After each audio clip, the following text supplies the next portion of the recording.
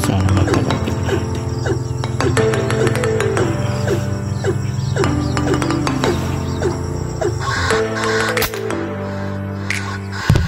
Warning, the following content may contain elements that are not suitable for some audiences. Viewer discretion is advised.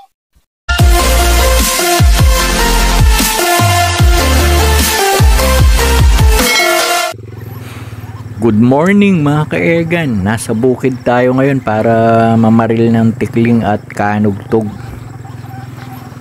Medyo mahirap ang ulam ngayon, kaya maghahanap tayo ng maiuulam. Naglagay na tayo ng speaker dyan sa medyo malinis para makita natin yung mga ibon kahit nandun tayo sa may kubo. Nasa 30 meters lang yung distance natin. Nasa loob na tayo ng taguan mga ka-Airgun. Diyan natin ilalabas yung laruan natin pagka may nakita tayong ibon. Sana makarami tayo. Abang-abang na tayo mga ka-Airgun. Please stay tuned po. May dalawang tigling. Hintayin nating magtapat mga ka-Airgun. Sapul yung isa. Sayang hindi na double kill. May isa pa mga ka-Airgun. Hindi umalis yung kasama niya. Try natin kung tatamaan.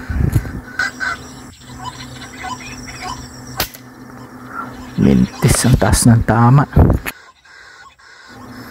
Nandun pa siya mga ka-Airgun. Sapul. Tihaya siya.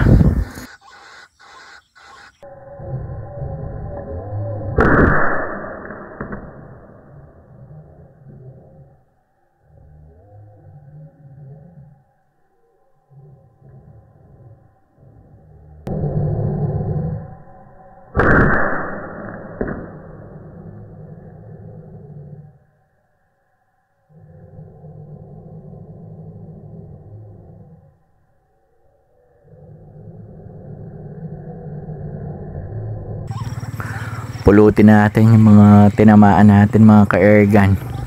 Gawin nating decoy. Baka sakali marami pa yung lumabas pagka nakita nila yung mga kasama nila. Sana mahanap natin kasi matitibay itong mga ganitong ibon mga ka-Airgun. Ayun. Parehong tihaya. Gawin na natin silang decoy. Nalagyan na natin sila ng tulos mga ka-Airgun. Decoy na sila. Balik na tayo sa may kubo. Baka sakali madagdagan pa yung pang-ulam natin. Stay tuned lang po mga ka-Airgun.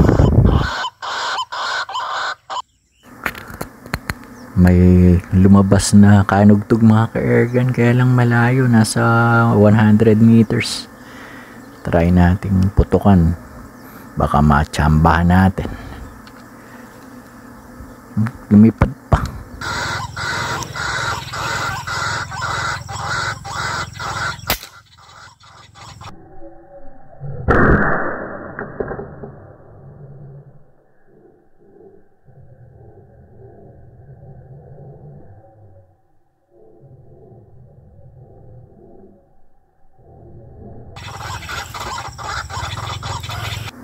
Dalawa lang yung nakita natin mga ka-Airgun. Hindi natin nahanap yung huli nating binaril. Nakagapang pa siguro. Okay na rin to. Matataba yung mga tikling mga ka-Airgun.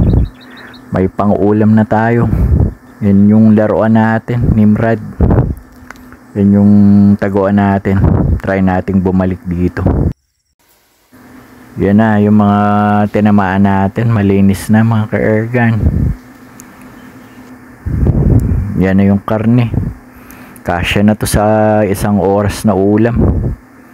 Thank you po sa patuloy na pagsuporta sa maliit na channel natin. Shoutout po sa lahat ng ating mga subscribers. Thank you po.